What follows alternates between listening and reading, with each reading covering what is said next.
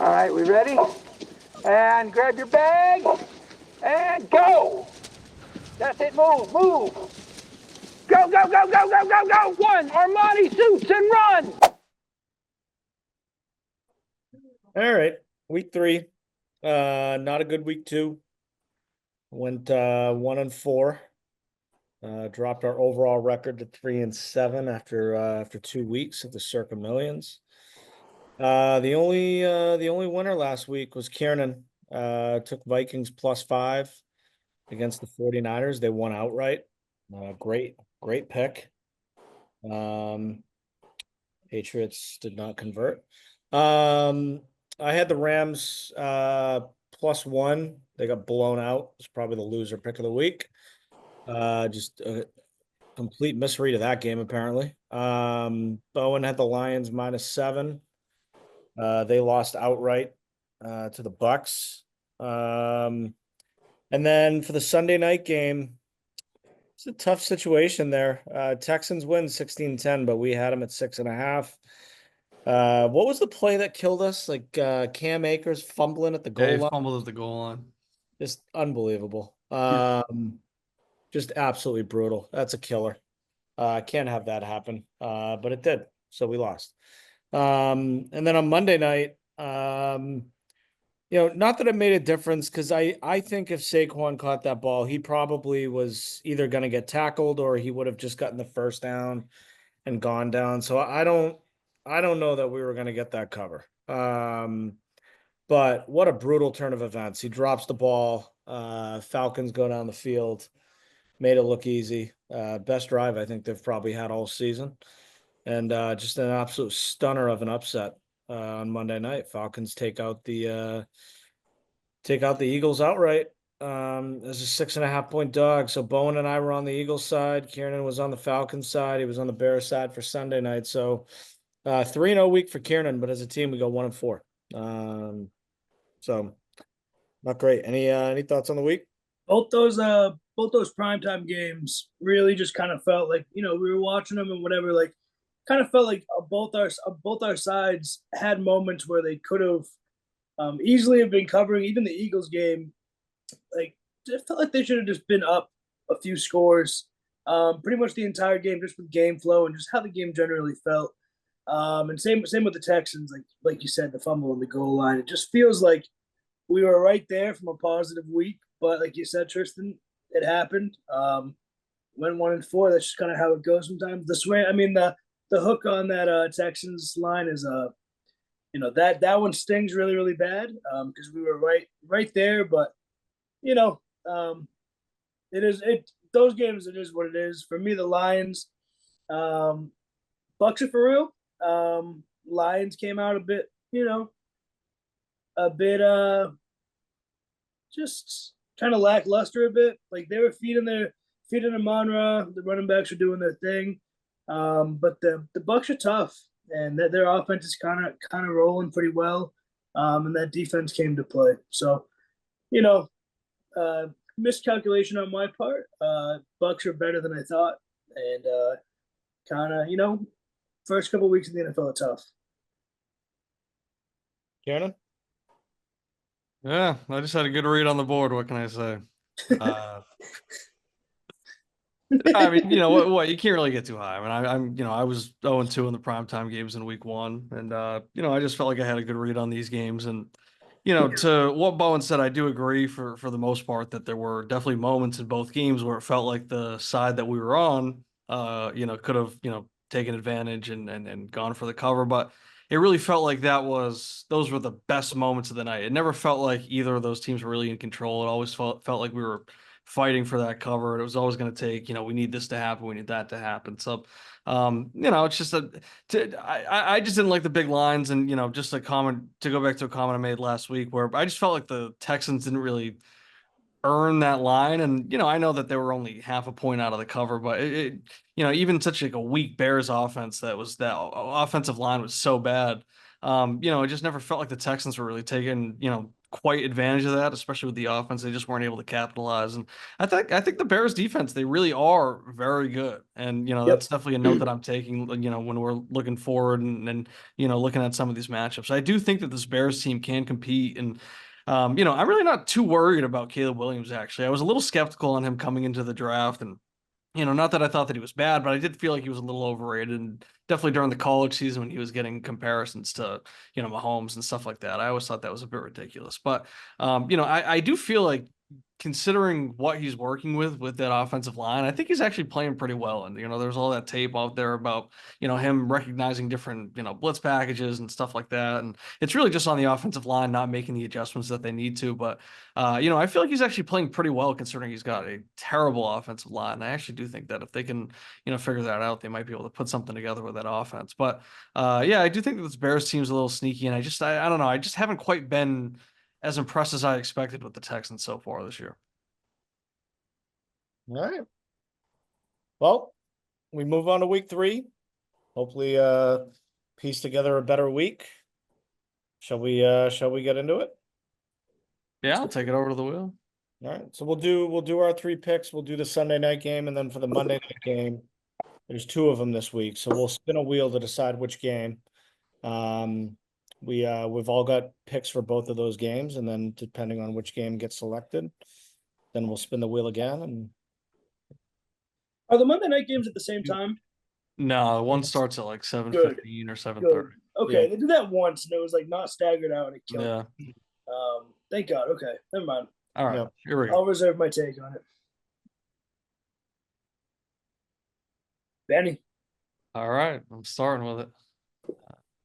Move that.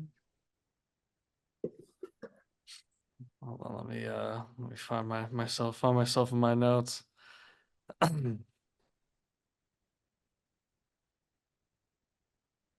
What am I looking for? Oh yeah, okay. I'm taking the Panthers +5. I just feel like it's almost a no-brainer to fade Vegas coming off of that win against Baltimore. That's like such a big upset, and then they're coming back home. I don't know. I just, we were talking down on the Raiders after week 1, and I still don't think that they're that great of a team. And I feel like Carolina, they bench Bryce Young, and I feel like the ultimate motive here is to see what they actually have with their offense and see, okay, what are the actual problems? Let's get something that's a little more stable behind, the offensive line. And when Dalton took over last year, when Bryce Young was down with an ankle injury, he had 361 yards. He had 2 touchdowns in that start, and they still lost, still a bad team. But, I think that they want to come out and they actually want to have him sling it. And then, they need somebody that can actually stand in there and deliver the ball. And Bryce Young just wasn't able to do that. And I think that there were physical limitations. And then, by the end, I think that there was, some mental limitations there too. I think that he's just struggling. I think that he's, lost all confidence. And I think that Dalton can stand in there and do that. But, I just feel like you got to fade the Raiders coming off of that win too. 5-point favorites at home coming off of that. It just feels like Vegas is begging you to take that line. And, I'm going to go the other way with the Panthers. I don't mind the pick. I mean, my gut was kind of taking me towards that too. I mean, I think with Dalton, you've just got a veteran quarterback who's kind of seen it all, done it all. Not really going to get flustered. It's and I think it's easy to kind of have that, snap reaction to just automatically fade them, and go the other side. But I think this is one of those things where they should get a little bit of a boost with a veteran QB back there. I don't know that it'll last a long time, but you try and capitalize and jump on it early and get ahead of it before, the line catches up and, before that kind of luster fades. So I like the pick. I think it's a good pick. Yeah. I mean, one thing I really like about it too is that, like I said, with bringing Dalton in, it's like they're going to come out and I think they're going to be aggressive on offense. And Canales, he came in as the head coach, and he's an offensive minded coach. And, we saw, how he was calling plays with the Bucs last year, and, what he was able to do with Geno Smith in Seattle, 2 years ago. And they're going to come out and they went out and they got Deontay Johnson in the offseason. Adam Thielen, he was a 1,000-yard receiver last year. He's old and, maybe his body's breaking down a little bit, but he's still very serviceable. And they have some weapons there, and, they have, Chuba Hubbard, he was like all right last year. They can get a little bit going on the run game. And I just think that they're going to come out and they're going to be aggressive on offense. They really have nothing to lose. So it's like they want to come out, sling it around, get a bunch of plays in. So yeah, I think, with getting that many points, I just feel like you got to take them. Yeah, KB, the only thing that I do like the pick, and just general, all of your, all of your feels there, I think I feel the same way about. The Panthers, like you said, you don't really know, like, the whole motive for the reason why they bench Bryce so early is you don't really know what you have with that offense until you see it with a few other QBs or at least Dalton.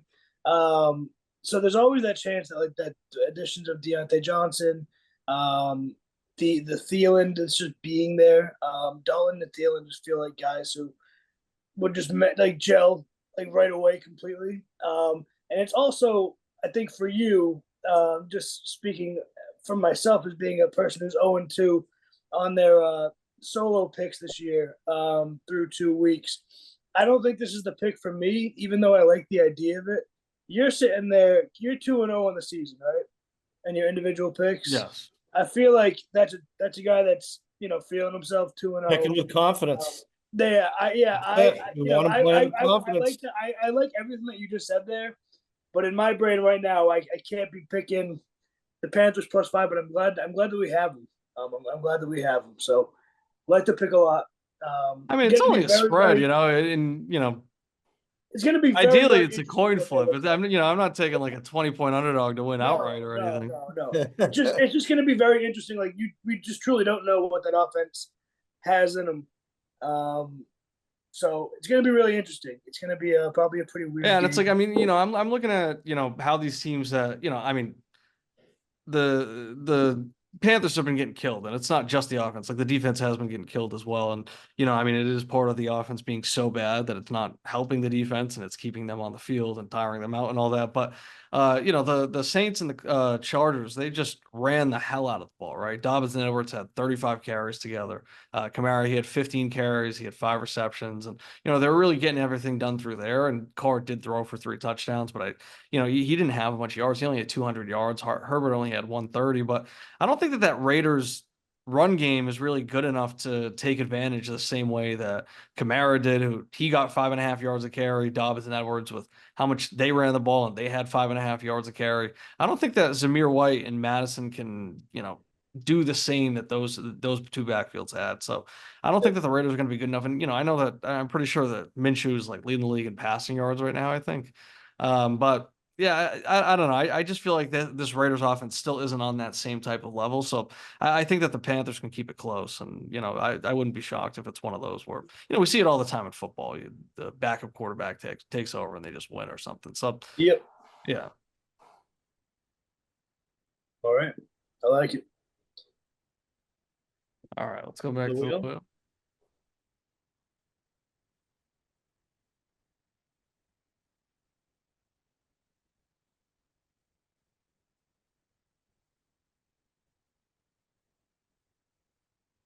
Oh, wait. Did I spin the wrong wheel? Hold on. I spun the wrong wheel. Oh, good. This one. There you go. No, it's not this one. Hold on. No. Yeah.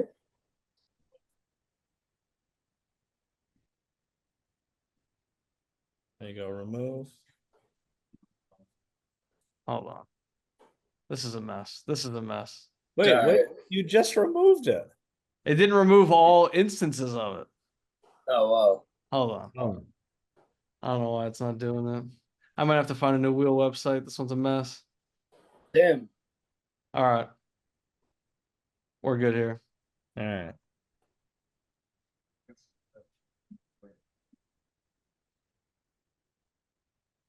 All right. Bowen? I am going to go with the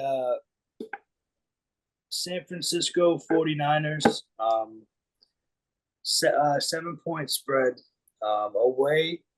Going to LA against a pretty depleted Rams team. the Rams have lost a insane amount of players on the offensive side of the ball. I think like three-fifths of their offensive line is ruled out or on IR. Cup banged up his ankle last week. He's not going. He's not on the IR, but definitely not going to be back the next couple of weeks. Puka Nacua obviously messed up his knee week 1, and it's pretty much just leaving Matt Stafford and Kyron Williams going up against this 49ers defense that I think is just really, really stout. I think they're going to kind of run into a buzzsaw. Them being able to stack the box against Kyron and kind of hone in on his running and kind of throw off the whole rhythm of that offense. Because if Kyron really can't get going, we've seen it a bit.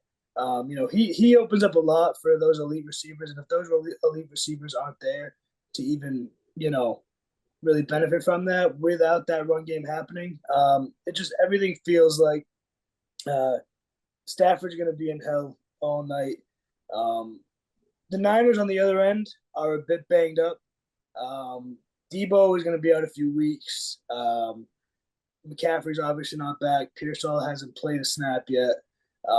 But I still do like that Niners offense at the moment.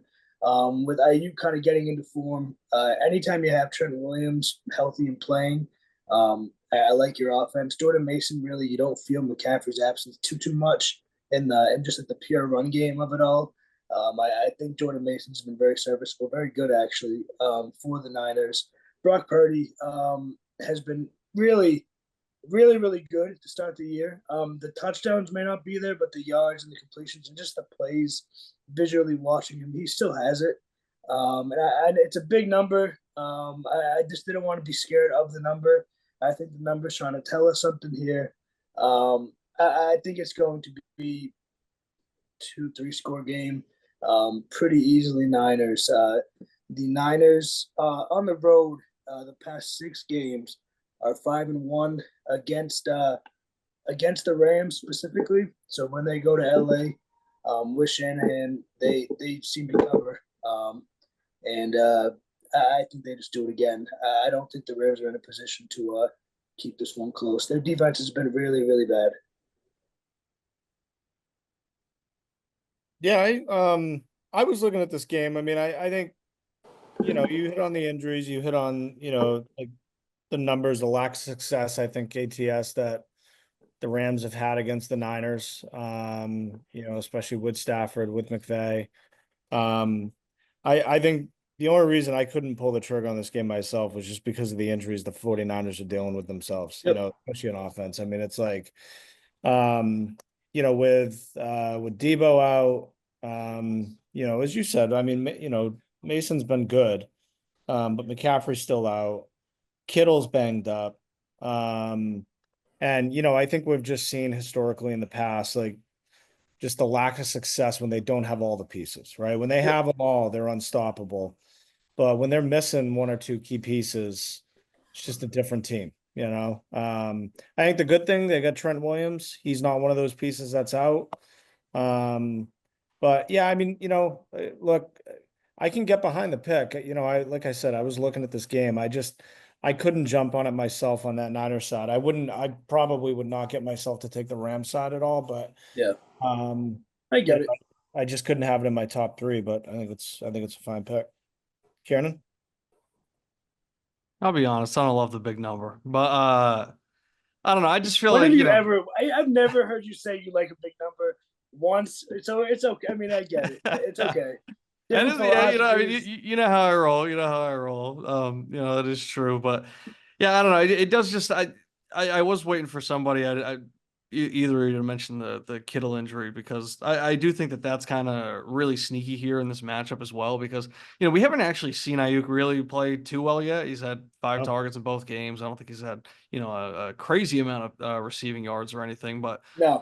yeah, of course Mason's been really good in McCaffrey's absence. But yeah, with Debo out and Kittle popping up in the middle of the week because he practiced in full either a day or 2 days ago, and then the next day he popped up on the injury report with a hamstring. So that could be, a little concerning. And if he's not able to go, then, that offense really doesn't look that great. All of a sudden it's, Jacob Cowing stepping into the starting role and, leaning on Juwan Jennings a lot more. And I'm not really sure who their backup tight end is. So it does just give a different look. I mean, if Kittle's in, I like him because I actually do like that tight end matchup a little bit. I like him to score, but I was kind of doing some snooping around and it just didn't seem too promising. So it does scare me a little bit with the big number, but yeah, I mean, at the same time, part of what I liked about the Kittle matchup was that, that Rams defense, and I think their linebackers are pretty beat up, and that offensive line is sneaky, getting injured too because everyone's looking at the Cup injury, everyone's looking at the Puka injury, but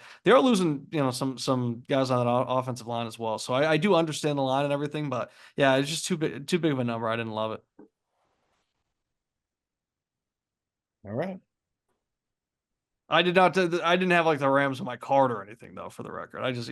Yeah, like you both said it. Like the Rams are a tough side to really want to take this week. Obviously, if you think the number's too big, I totally get it. But the Rams, they're a sad case right now. It's a tough. They are a sad case. I have sympathy for the Rams. Yep. Why is Drake May throwing? Wait, Drake May's throwing a ball? I don't know. They just showed him. Jacoby's out there. It looks like maybe they're saying if it becomes a blowout, then. Oh, okay. They're just all right. False alarm. Sorry. All right. They must have just had that package put together. They figured they had to play it. Whether he was maybe Garrett Wilson scored. Yeah, he did. Listen, if Brees Hall had to score one more to put the game away, wouldn't kill me at this point. But maybe if Ramondre broke one off, maybe if Gibson broke off a big one, nice 40-yard touchdown run. Hold on, we're cooking a little bit. Nice play to start the series. All right, here we go. We're spinning the wheel. It's a bit close. Look at that, Irish colors. Yeah, I love that. Did you do that? Not on purpose. No, it just happened. No, that's a nice touch. Appreciate that. All right. I'm gonna go Steelers over the Chargers -1. It's a small number, and I think they can win this game outright. So I think big thing for me with this pick though is I think Justin Herbert will probably end up playing, but he's dealing with an ankle injury. And I think, even though they seem to be shifting their identity to be more of a run-heavy offense, like his experience, his mobility, his ability to extend plays is really what makes them dynamic, tough to stop. And against a pass rush like this, we already saw it in week 1 with what they were able to do against Kirk Cousins, who obviously coming off the Achilles was not moving a whole lot, made it really uncomfortable. They've been really stout against the run this year. So I think that's also just going to be an interesting matchup to watch. Is this run defense against an offense that's, been running the ball really, really well. So, and the other thing too, I mean, just, you can't predict injuries, but he's coming in with a banged up ankle. And if something happens that he comes out, the backup for the Chargers is Easton Stick. So I like with a small number, Steelers returning home. It's their first home game of the season. They're 2-0, a couple really hard fought, road wins to start the season. I think a little unexpected. And they just seem to be getting things done, on offense. George Pickens has been, fantastic for them. So that's what I'm going with. Steelers -1.5 over the Chargers. I like the pick a lot. Steelers were on the cusp of my top 3. Just a little just tidbit here. Only time Justin Fields ever played Jim Harbaugh in college, beat him 56-27. Route. Oh, route. Nice stat. That was a note. Yeah, a little note I had. That was if I was going to go crazy and go with like my 4th game for whatever reason, that was my only note. But Justin Fields owns Jim Harbaugh, so I love it. Love that. Thank you for that. Sure. This was a game. I didn't pay this game too much mind. I was looking through it on my sheet and everything, and I just didn't really see anything that caught my eye too much. But I mean, I do like the way that the Steelers are playing. I do feel like there are a few missed opportunities where it's like George Pickens is so close to, really breaking out and just having a monster season. They've been really close. I mean, he had like 2 touchdowns, I think, called back. He had another massive catch called back or disrupted by Jesus Christ, all these flags I'm seeing. But disrupted by a passer interference. So I do feel like the Steelers, they are on the verge of something here. So, maybe they can, they've had the run game, they've been, running it a ton. It hasn't really resulted in too much. They haven't really been scoring touchdowns. I think they had one last week. They had none against the Falcons in week 1. But yeah, I mean, it's a tight one. And, of course, if Herbert were to be out, it looks like this line could end up being a steal. But yeah, this was a game I just didn't pay too much attention to. Yep. All right. All Go to right. Sunday night.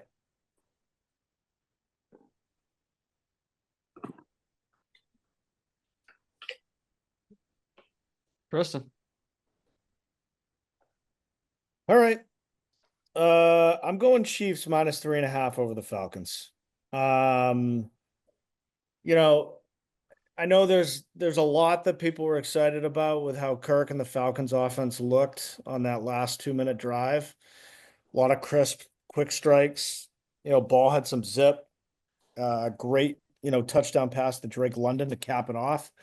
But, the reality is, I mean, one, they probably shouldn't even have been out there, if we're being honest. But two, the defense was playing extremely conservative, no pass rush, and he just picked him apart. I think it was a perfect scenario for him, especially with where he's at, in his recovery. For the game, the Eagles blitzed on only 28% of dropbacks, and pressure is what got to Cousins in week 1, against the Steelers, which I was just talking about with my Steelers pick. You've got a D line with Chris Jones. I expect they're going to ratchet up the blitz rate, bring the pressure again. And that offensive line in Atlanta, 28th in pass blocking through the first 2 weeks of the season. I know Pacheco's out. He's a big part of that offense, but this game's indoors. I think with guys like, Rashee Rice, Xavier Worthy, I think this could turn into a track meet. Mahomes just starts airing it out, so I think they can cover in this spot. KB, spin the wheel. Spin the wheel. Yeah. Oh, I think that's an unprecedented move. I like it. Let's just spin it. Let's just spin it. Mix it up.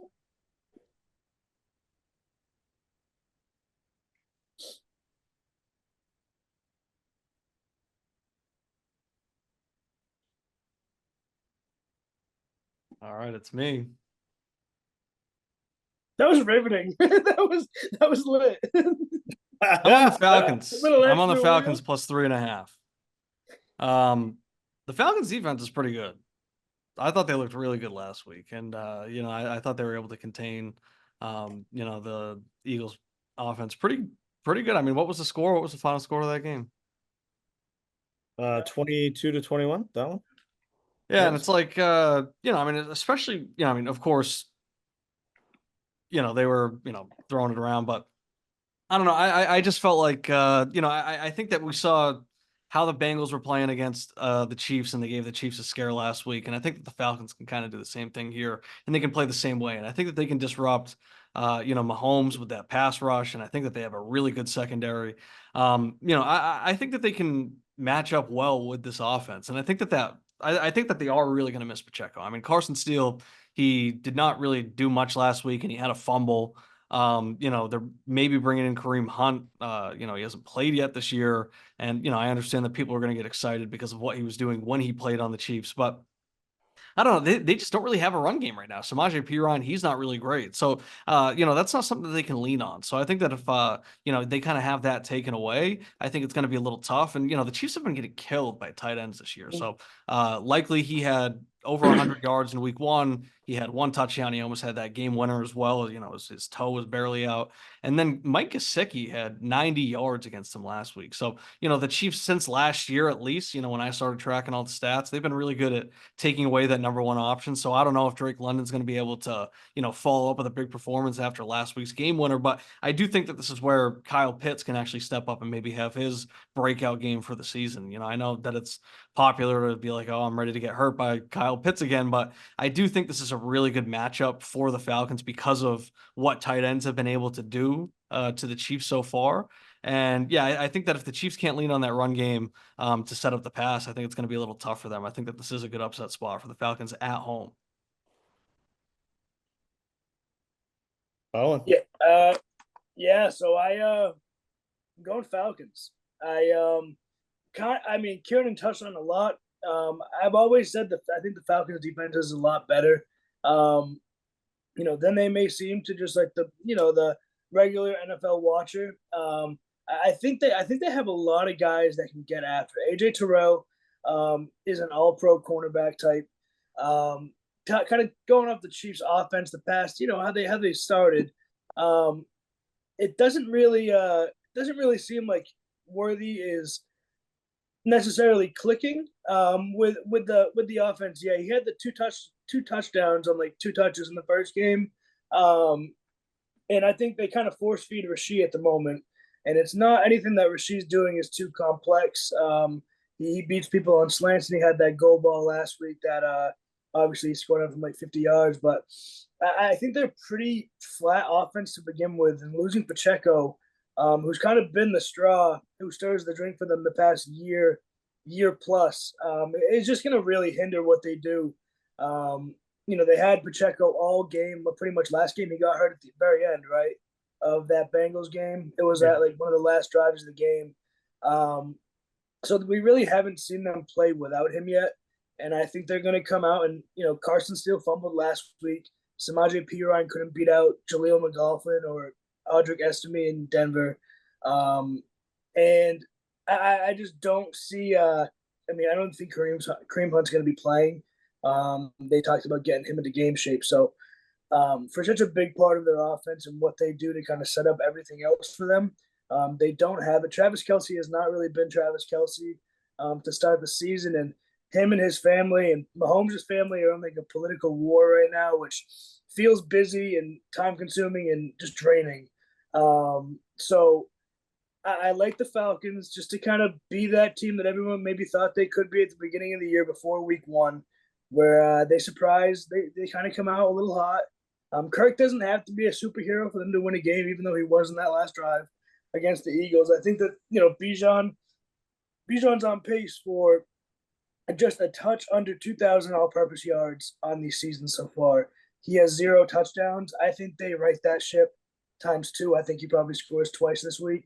And I think the Falcons just eke one out, win outright. All right.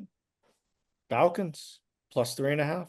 And just to add on to it a little bit more too, it's just like, like watching what the Bengals did against them last week. And, we obviously know, the whole controversial ending and everything that people are getting mad about, but, what the Bengals were able to do, and, especially on that offense, we saw, the Ravens in week 1, they were able to use the running backs out of the backfield, both with Derrick Henry running at the beginning and then Justice Hill, receiving out of the backfield. And then, they had Isaiah Likely go crazy. And then last week, they, didn't really get anything out of the backfield, the Bengals, and it was just Gesicki getting 90 yards. But now you're looking at the Falcons this week, and, they got Bijan Robinson out of the backfield. He can run it. We know, what a threat he is through the air as well. And then, of course, they have Kyle Pitts, and, we know what he's able to do. Of course, he hasn't always delivered on that, but we do know what he's capable of. He did have a touchdown in week 1. So I think that that's where they're going to be able to take advantage. So I really like how they match up. All right. That's the pick. Let's go to Monday night. I got to do the Monday night wheel. Yep. So what do you got? It's Washington, Cincy, and then Jackson. Okay. It feels like a weird night of football. It is a weird night. All right. This is the game I like. All right. Now we got to spin for the pick.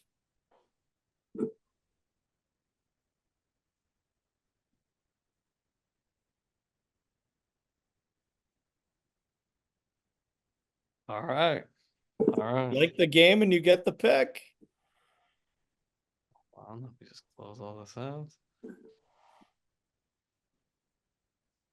I like the Jags plus 5.5.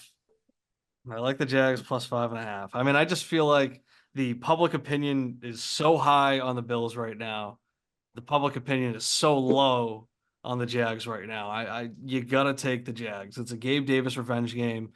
I feel like that offense is going to figure it out a little bit. They just have not been, quite clicking. And, I just feel like, like I said, when the public opinion is so one way, I just want to go the other way. So I think it's, a bunch of points in prime time. I think that this could be, a back and forth game. And yeah, I'm going to take the points. Can we You want to can go we back to wheel? the wheel? Yeah. Hold on. I gotta re-add the names.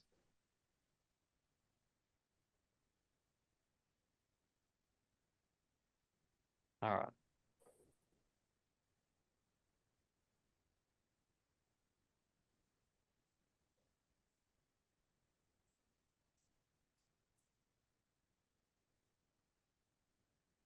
Bowen. All right. I'm making this pick strictly just because I want to put I want to see what Tristan's feeling in this game. That's kind of cowardly. That's kind of cowardly. That is a little cowardly. He wanted to spin the no. wheel. He wanted to spin the wheel, and then now he wants to just put the onus on Tristan. I was hoping we were picking the other game. My lean is Buffalo. I don't feel too strongly about it, but that is my lean. That's my lean. I don't have much. I don't love how either offenses looked early, and I don't really know enough about either of their defenses to have a strong opinion on. I think it's going to be a really weird game. So I don't know. I really don't know. I want to hear Tristan, but Bills. All right. I'm going Jaguars. I think similar to what you're saying, this seems like a bit of a trap game based on what you read on the surface. The narrative, Jags coming off this bad loss to what looked like a bad Browns team in week 1. They blew the lead against Miami week 1. Bills are 2-0. They're rolling off a huge win. They've got extra rest.